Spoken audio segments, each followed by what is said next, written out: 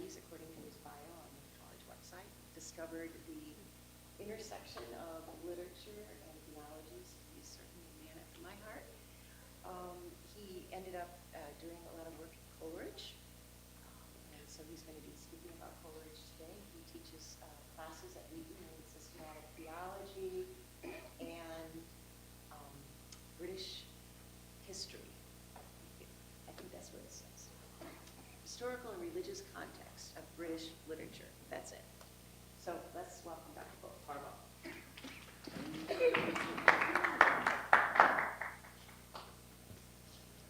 Might want your phone, yeah. That's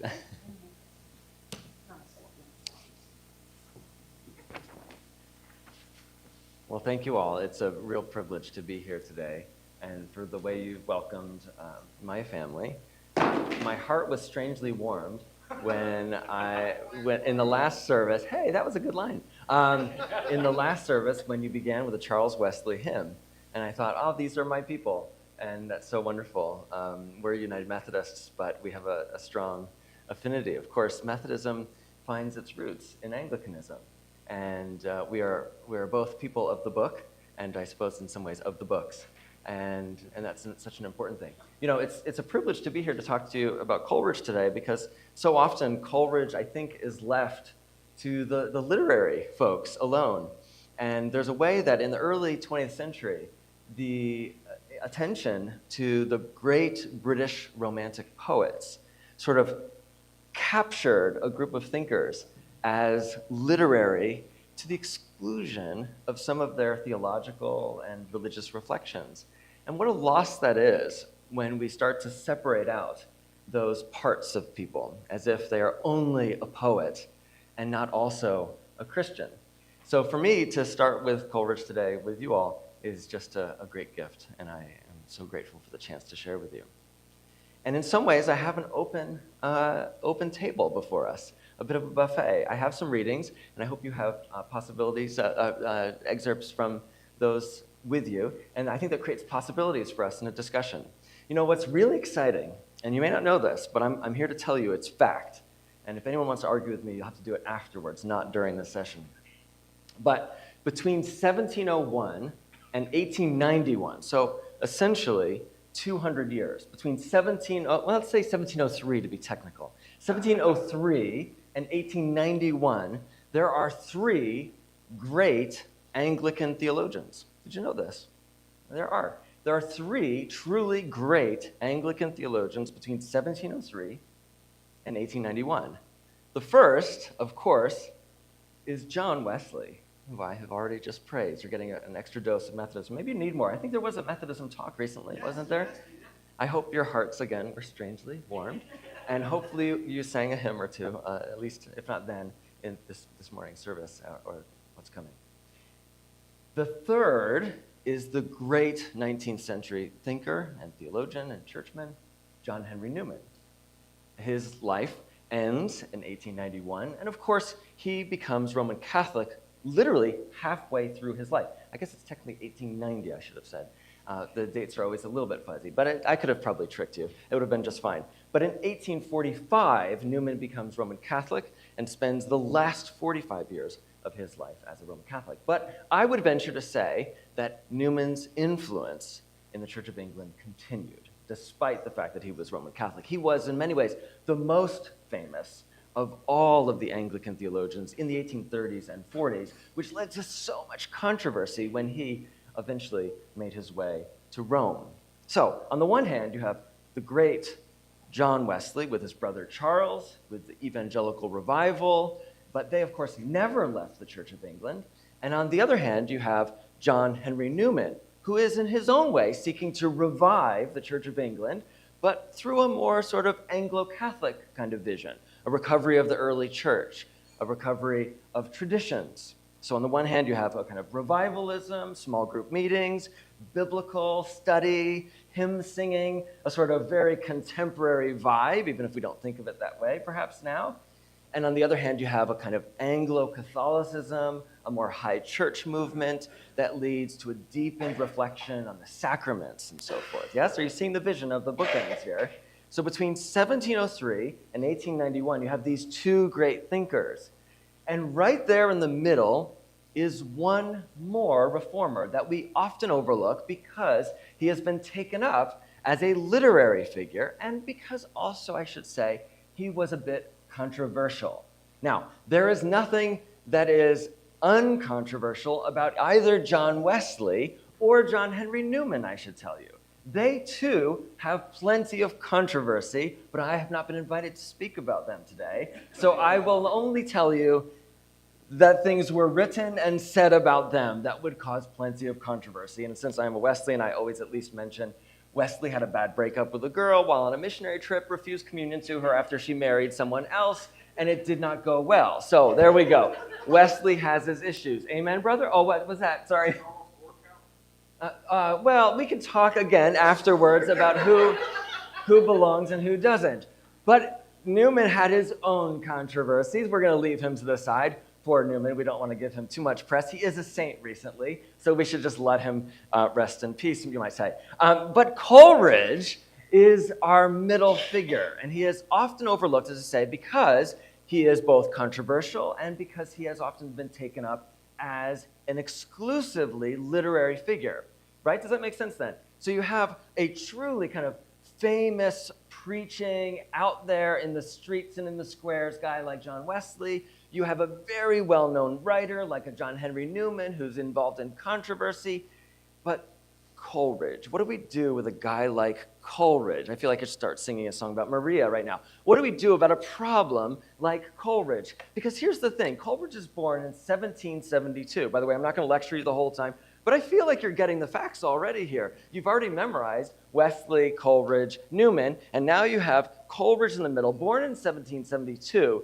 He is actually raised in the home of his father, who is a vicar. He has a church background. But here's the thing, his dad dies. His father is a teacher, he is a minister, and he is very influential on him, but his father dies when Coleridge is very young. Off Coleridge goes from around the Bristol area of England over towards London, where he studies in Christ Hospital. And young Coleridge, raised in a sort of what we would think of as a boarding school, yes? He is in a boarding school, and he has his own kind of journey there. He's very, very bright young man, and he comes under the influence of lots of different figures, but he's away from home, and he himself is always a bit of a kind of sickly, troubled kid. Coleridge is not our ideal churchman, you might say, because when we think of his story, we don't think of someone that is always the most pious, yes? So he starts to get into a bit of trouble. He's super smart, but also uses his brains in all sorts of interesting ways, ends up at Cambridge under a scholarship that makes it possible for him to be there. And at Cambridge University, he comes under the throes, as many parents worry when they send their kid off to college, know about this. He comes under the influence of Unitarians while he is there. The Unitarians are a kind of rising party, you might say, a rising group of thinkers. People like Joseph Priestley, who of course was a scientist, but also a theologian in his own right. That sort of influence was being felt at Cambridge. And under the influence of figures like that in their writings and some teachers, it wasn't really allowed at Cambridge, and it did cause controversy. In fact, one of his own profs was brought on charges, and it is said that Coleridge was in the balcony, sort of leading charges of chants, defending the professor, this sort of thing, like rabble-rousing right there. Coleridge was really taken in by this, so that by the time he leaves Cambridge, not actually willfully, he had a bit of a problem with money, and he used it in all sorts of ways that was not appropriate. He was drinking too much. He had ladies and so on and so forth. And as happens sometimes to university students, he up and joins the military as a way of escaping his debts. In fact, he signs in under a false name that mimics his own initials. And the funniest thing about that, by the way, I'm giving you all the sort of sordid bits here because people love the sordid bits of Coleridge, is he joins the military, but he is in the Light Dragoons, which, of course, as you all know surely about the Light Dragoons, is a horse unit. The problem with Coleridge is he does not know how to ride a horse. So Coleridge is there. He has joined the military. He is escaping debts, signed in under a false name. This is the early 1790s. French is going through revolutionary fervor, and Coleridge is now in a position of the military. How does he even get by? Well, of course, because he's so smart, he can write love letters for all of his colleagues in the military on their behalf. So they all sort of make good for him while he writes for them on the sly. Now, eventually, this is starting to catch up with him, and Coleridge, who I think you're getting a sense of his personality, he's a talker, he's a writer, he's everything except a horse rider. His brother has to come in and sort of save the day. So they get him out, they try to send him back to Cambridge, but it doesn't work out so well, honestly. So Coleridge does eventually drop out of Cambridge. But all is well and all is not well in his life, because I told you he's a sort of sickly guy. But he's also a really kind of interesting intellect. He heads off to the West Country again, back to the Bristol area, where, by the way, Methodism is thriving. In fact, if you ever have a chance to go over to England, I would encourage you to find your Anglican friends in the Wesleys. And in Bristol, where most of the city was bombed out, of course, during the war, World War II, it's a very kind of modern-looking city in many respects, because many of the buildings were just destroyed. In fact, a lot of our records from the Bristol libraries and churches and so forth are gone as a result. But the Wesleys' first meeting house is there still. If you go right between a couple of shops, you'll see a little pathway and it leads in, and it's wonderful. You can get right into Wesley's pulpit if you want. And it's wonderful. And Coleridge is there in Bristol, where there's all of this energy. There's a ferment. Methodism is thriving. So that means you have street preaching, but also dissent is happening as well. And this is a shipping port. So there are people speaking out against the slave trade. And Coleridge, as a Unitarian, is in fact doing the same thing. He is speaking out against the slave trade. He is preaching in the streets against the government. And this is a time when this is potentially seditious. It is a time when people get thrown into prison for the things they say about the king or about the nation. And you say to yourself, I thought we came here to hear a good Anglican, and now you're giving us this very sordid fellow. What happens? Well, just a little longer with the fun of the story of Coleridge, and then we'll talk about something here. You see, Coleridge is out speaking and preaching. He's trying to raise some money because he and his friend Robert Southey have a dream. They will create a utopian society in America, and everyone will be equal. They'll work together, they'll farm, and so on and so forth. But of course, some of them will write poetry. So Robert Southey and Coleridge and another guy or two, they all quickly marry. Actually, they marry three sisters. Coleridge marries a young lady named Sarah, and so on and so forth. Well, the problem is the utopian dream, this pantisocracy it's called, fell apart very quickly. But the marriages remained. So Coleridge found himself very soon in a very unhappy marriage, a guy who had a lot of health problems and was a rather radical Unitarian kind of preacher, a speaker. And with these troubles, he began to use opium, which was not uncommon at that day, especially those who did a little research on their own on the interwebs. And Coleridge was an addict.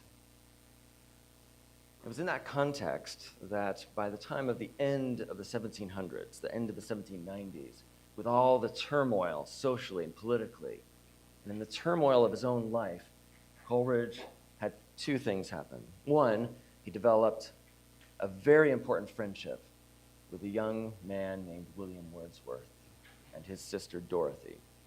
And that friendship proved pivotal for the development of the British Romantic literature that many consider to be among the greatest works in the history of English literature. And the second thing that happened, and that's just to keep this through line working here for a moment, is that a couple of years after those two had some of their greatest collaborations, Coleridge went to Malta, Italy, in order to escape some of his troubles, to escape his health problems, hopefully his opium addiction, to escape his unhappy marriage, though he'd already had a few children.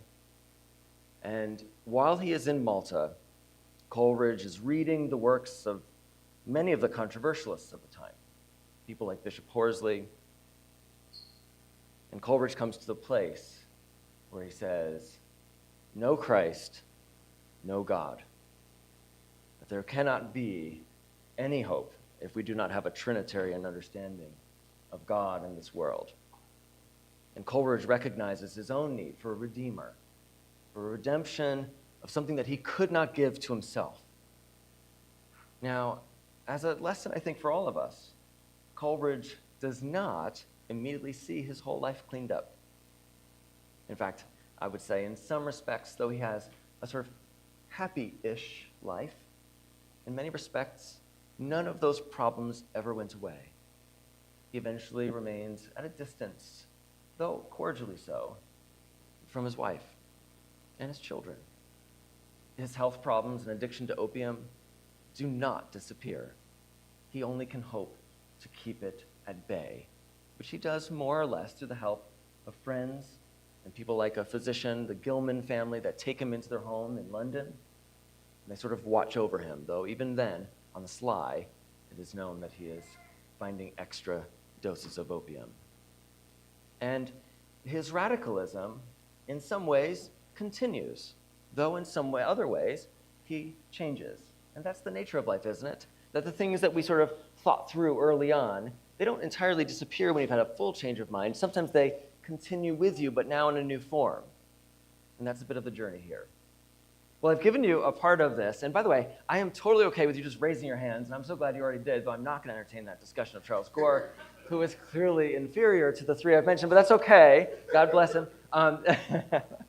But I want you to know that you can always jump in and ask me something, and I'm very happy to just say, not now, or to entertain it, and I'm okay with that. So on your handout, I've given you a selection from one of the great works of the British Romantic period. It is not necessarily everyone's favorite work, but it is a very famous work, and it's a very quotable work. And so I thought it would be fun to give you this. You see, one of the things that's happening here is right around 1797, 1798, we have what is sometimes known as the sort of Year of Wonders, in which some say the British Romantic movement really takes flight. Wordsworth and Coleridge were wandering around the Quantocks of Western England, a beautiful landscape. They were looking at nature, they were thinking about the soul of the human and that sense of like what it is that captures us. They were thinking about God's work in our lives and nature itself, the pastoral landscape. And Wordsworth becomes quite expert at writing about nature. Coleridge is quite good as well, don't get me wrong, but Wordsworth is seen as sort of the peak, you might say, of nature writing. Even today, many people look to Wordsworth for that sort of vision. And Coleridge turns his attention more towards the supernatural. He wants to think about how even the most ordinary circumstances have this sort of spiritual, supernatural thing going on. Now, what's interesting about this is this poem, The Rime of the Ancient Mariner, is written during his Unitarian period, but reflects many beliefs that today people would still say really resonate with even the most orthodox of Christians. There is a sense of deep meaning, of a need for redemption. And you can hear it in here. I don't think I have to read the whole thing, but let me read just a little bit. It might be fun for you. And again, I'm happy to have your voices in this, so feel free to jump in. But maybe to keep it moving, I'll just read some. It is an ancient mariner, and he stoppeth one of three. By thy long gray beard and glittering eye, now wherefore stoppest thou me? The bridegroom's doors are opened wide, and I am next of kin. The guests are met, the feast is set, mayst hear the merry din. He holds him with his skinny hand. There was a ship, quoth he. Hold off, unhand me, gray-beard loon. Eftsoons his hand dropped he. So you see where we are here, yes? There's a guy, he's heading to a wedding. He's about to enter into the wedding, and here comes this kind of grizzled old man, a mariner, and he sort of grabs him, and he holds him with his glittering eye. It's sort of a theme. You may have seen this in a movie or something like that, where someone has this kind of eye, and they can't quite, mesmerized a bit, yeah? You with me? He holds him with his glittering eye. The wedding guest stood still and listens like a 3 years child. The mariner hath his will. The wedding guest sat on a stone, and he cannot choose but hear. And thus spake on that ancient man, the bright-eyed mariner. The ship was cheered, the harbor cleared. Merrily did we drop below the kirk, below the hill, below the lighthouse top. Now you can hear, this is the mariner speaking. He's telling his story. He has the will of this young man. The sun came up upon the left, out of the sea came he, and he shone bright, and on the right went down into the sea. Higher and higher every day, till over the mast at noon, the wedding guest here beat his breast, for he heard the loud bassoon. And on it goes, talking about this trip, this vessel out on the high seas. They're traveling around, the sloping of the masts. It's a whole description. And you see on the second column there. And now, this is third stanza down. Now came both mist and snow. It grew wondrous cold. The ice, mast high, came floating by, as green as emerald. And he's describing this sort of scene of polar exploration, capturing the vision of everything that's happening at that time as sailors are going around the world and travel literature is so popular. The ice was here, the ice was there, the ice was all around. It cracked and growled and roared and howled like noises in a swell. At length it crossed an albatross. Through the fog it came, as if it had been a Christian soul. We hailed it in God's name. It ate the food it ne'er had eat, and round it flew. The ice did split with a thunder fit. The helmsman steered us through. And a good south wind sprung up behind. The albatross did follow. And every day, for food or play, came to the mariner's hollow. In mist or cloud, on mast or shroud, it perched for vespers 9, while all the night, through fog smoke white, glimmered the white moonshine. God save thee, ancient mariner, from the fiends that plague thee thus. This is the young man speaking. Why lookest thou so? And the mariner says, with my crossbow, I shot the albatross. Now, just briefly, turn to your neighbor and say, you know what I think is going on with this albatross and this mariner killing it? Here's what I think. I know you don't have a lot to work with. Just say it. Anything that comes to mind. Go ahead. Turn to your neighbor briefly. What do you think? What's the deal with this mariner and the albatross? What's going on here? Briefly.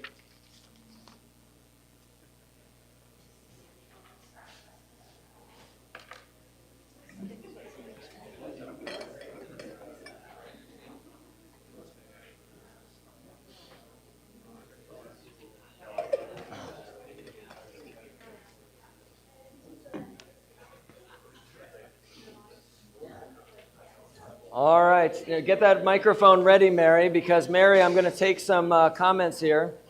I don't know if Mary has that microphone, if it's working or not. Deacon Mary? Oh, she's not listening. Do you have that microphone? I want to take a couple of comments here if someone wants to. You lost it. All right, I'll take it here. Here it is. What's your reflection on this? I need 2 or 3 options here. What do you think? Anything stand out for you about this mariner and this albatross? I know I haven't given you much to work with. Just the first canto. Come on, someone want to jump out? Give a guess. Oh, it's the Enlightenment. Do you want to? The Enlightenment. The Enlightenment. Okay, very interesting. Okay, anyone else? That was a deep thought there, Dr. Milner. Anyone else? What's just your reaction to?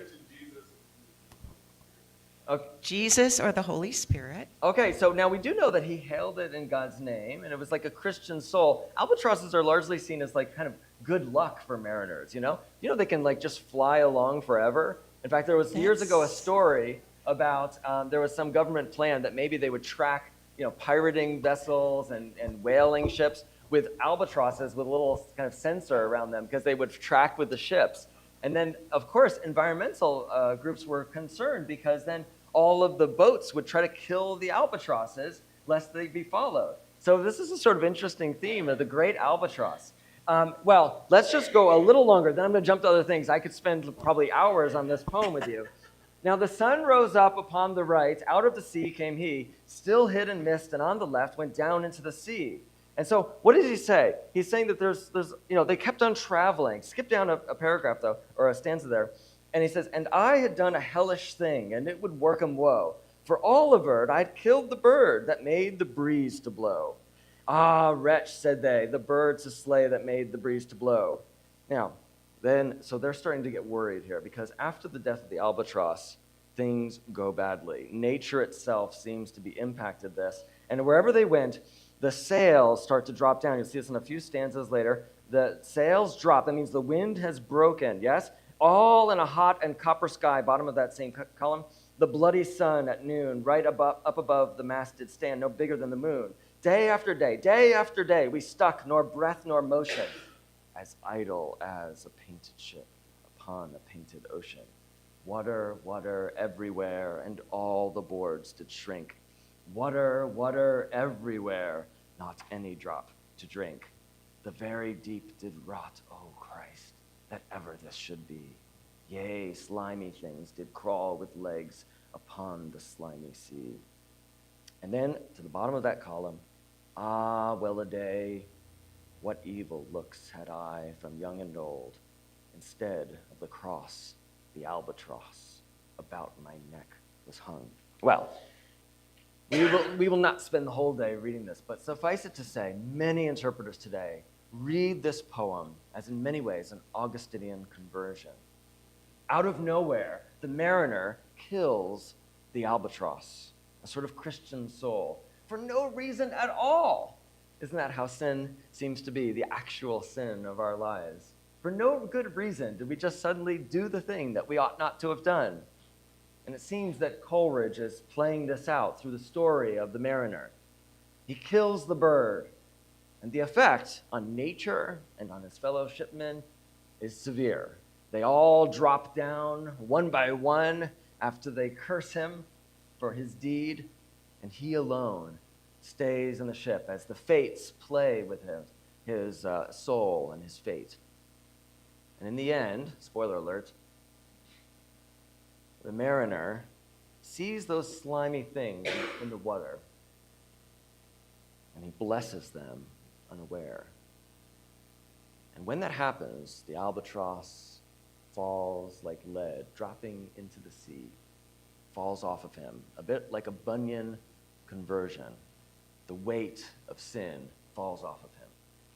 So even in this period, this poem appears in the great lyrical ballads of 1798, which is seen as the watershed of the Romantic movement.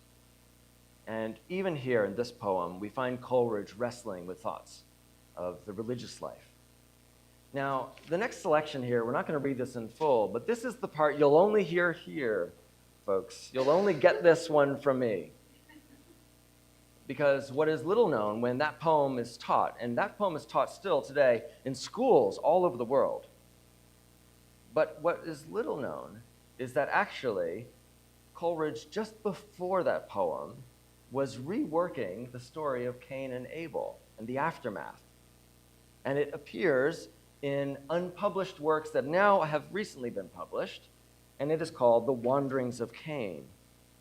And he tells a story of Cain wandering around after having killed his brother. And having killed his brother, he has his son with him, which is named Enos, but probably should have been Enoch. And he has an encounter with a ghostly figure at one point, way down into this passage here. But ere they had reached the rock, they beheld a human shape. His back was towards them, and they were advancing unperceived when they heard him smite his breast and cry aloud, woe is me, I must never die again, and I am perishing with thirst and hunger, and so on and so forth. He has a vision of his dead brother, a ghostly kind of encounter, wrecked with guilt. Cain struggles with his own sin. This incomplete work that he was supposed to work on with Wordsworth, they were going to work all night long, and actually Wordsworth sort of falls asleep, and Coleridge keeps working. They give up the plan, and he takes up the Rime of the Ancient Mariner instead. Coleridge is wrestling with questions of guilt. But for our purposes today, let me say this. As much as this is about poetry and about doctrine, it is also very much about the scriptures themselves. Because when we hear a story like the Rime of the Ancient Mariner, or when we hear the Wanderings of Cain, which is much more overtly biblical, we are reminded that Coleridge was wrestling with the biblical text and its meaning for our lives still today. It's not hard to hear in a story like the Wanderings of Cain or in the Rime of the Ancient Mariner the resonance with various scriptures, whether in the garden experience of sin or even someone like Paul. Others who, when they are encountered with the bright light of the gospel, find that the scales fall from their eyes and they see more clearly. And they seek true relationships not only with God, but with one another. Can you talk more about how both Coleridge and Wordsworth found themselves Anglican? Of course, no Christ, no God. Did they start being beautiful church attenders in an Anglican Malta missioners? So the question was, do you want to repeat it? The question was, what happens with Wordsworth and Coleridge that pushes them down the road to the established church? And I think there's a lot of reasons that might be given. I think there's an ongoing conversation among scholars about how deep Wordsworth's piety was. There's no question that his readers often saw him to be very pious and his poetry to be very spiritually enriching. For Coleridge, it's a bit more complicated, but also more overt, because Coleridge continues to write in a theological vein. Even as he's writing literary criticism and poetry, he is writing overtly theological works. And this brings us to the final passage here where I'm going to take some discussion, and I am just pressing on here. This is a selection, and I hope it complements the reading from the book on figural reading. And it's a longish passage, so I won't read the whole thing. But I want to make a point here about Coleridge, because what he does is Coleridge sees all of life in that kind of biblical theological lens, that encounter with the God who redeems him. But he does not become an active churchman until late in his life. So having been born in 1772, having converted, you might say, in that mystical encounter in Malta, 1805, he does not receive the Eucharist again until Christmas Day, 1827. And he writes in his notebooks, Christmas Day, I've received, I think he says communion, maybe he said the Lord's Supper. I have received the Lord's Supper for the first time since Jesus College, Cambridge. So Coleridge is writing on theology, thinking about the scriptures. In the 1820s, we can trace in his notebooks, he is literally reading and commenting in his notebooks on the Bible almost every day for a few years, commenting extensively. So his own relationship to the church is complicated.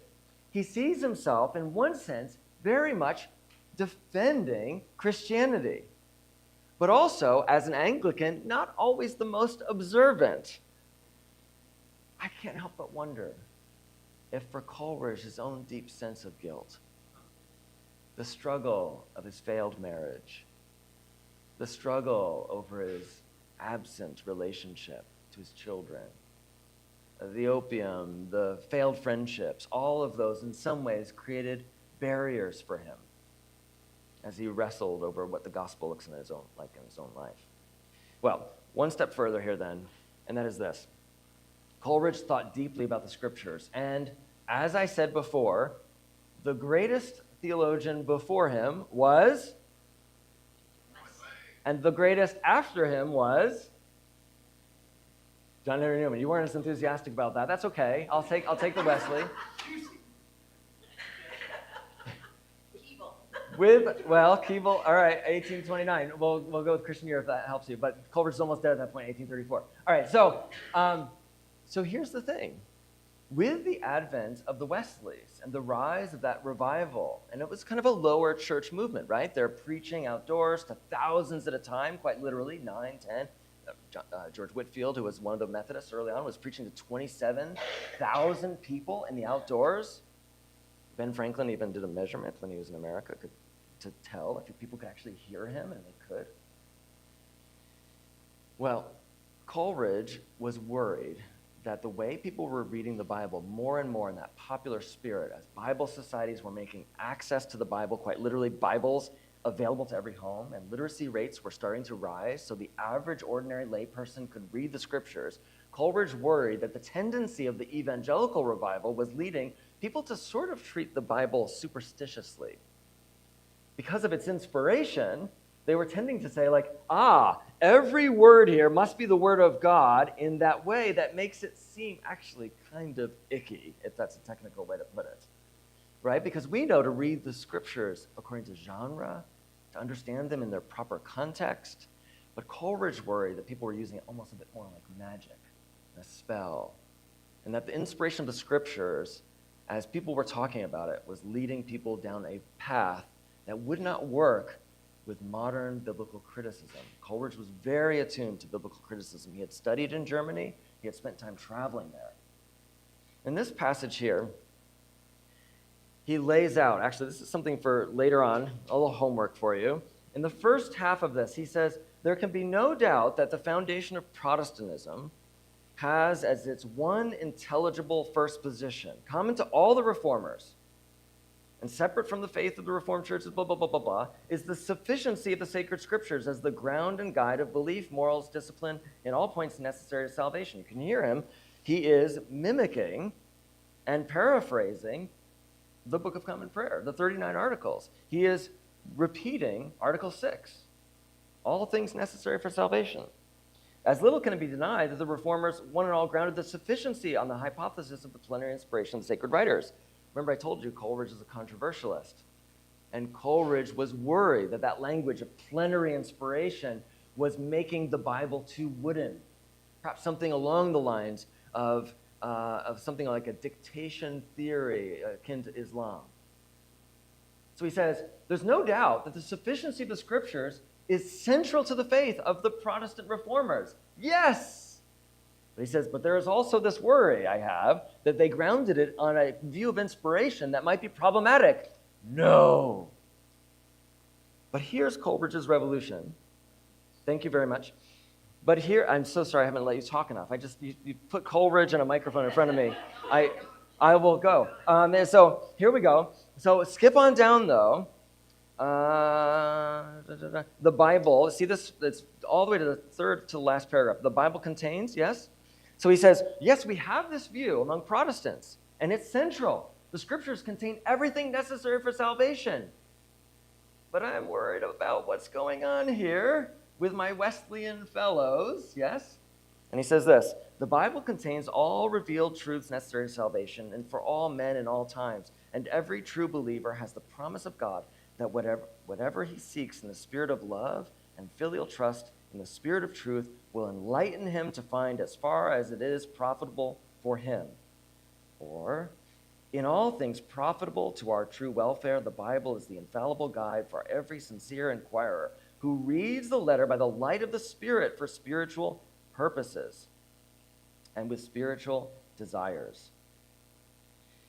Observe, however, that this promise is not required and therefore not extended to those who take up the study of the scriptures as a series of books written by diverse authors in diverse ages for the purposes of understanding the whole historically and philologically. So here's what it amounts to. Coleridge is a philosophical theologian as well as a poet and a literary critic and a theater dramatist. He's doing all these things, and when he comes to the scriptures, he approaches them with a literary and theological eye. And he says this, what we must understand about the scriptures is they contain everything necessary for our salvation.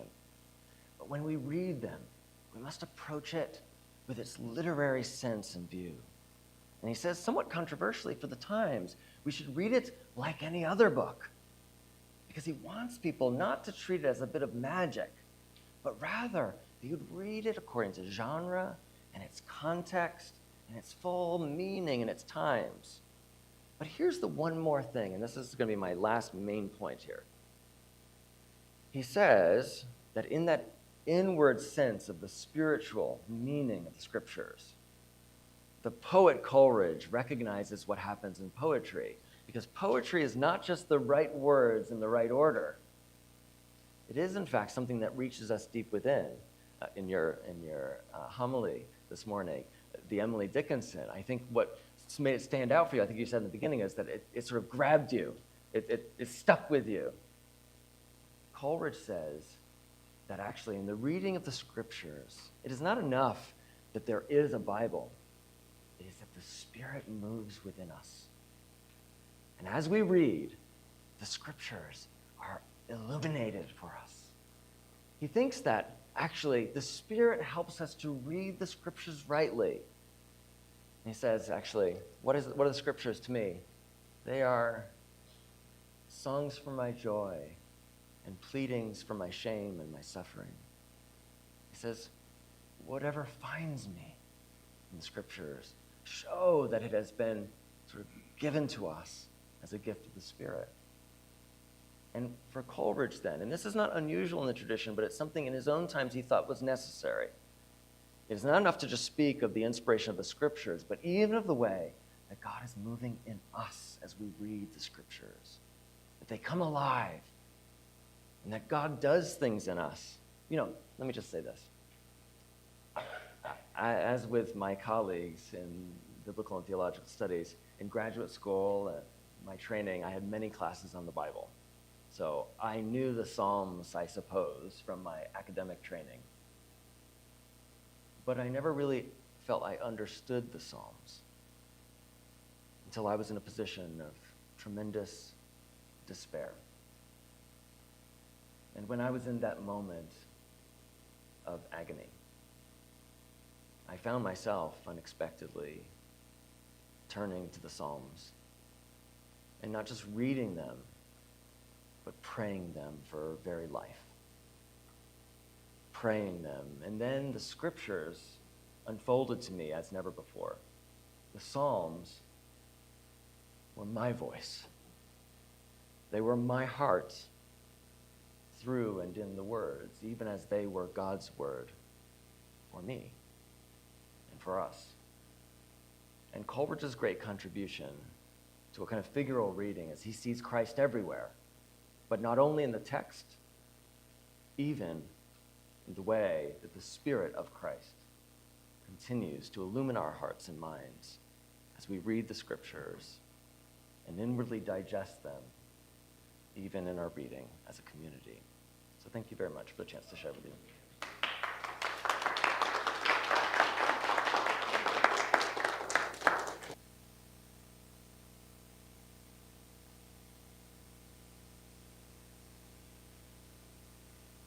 We are going to be hearing from our own Dr. Matthew Milner on John Keble, another great theologian of the 19th century, and a poet, yes. But just did you see the themes, even what we had talked about last week about the Enlightenment and how biblical critics wanted to dissect the scriptures, and Coleridge kind of refers to that, about that dissecting and treating it just like any other book. But then the Holy Spirit breaks through. And I just thank you so much. It really fit in so well with what we've been talking for, and it was really a treat. And I loved the way you read The Rime of Ancient Mariner. Thank you.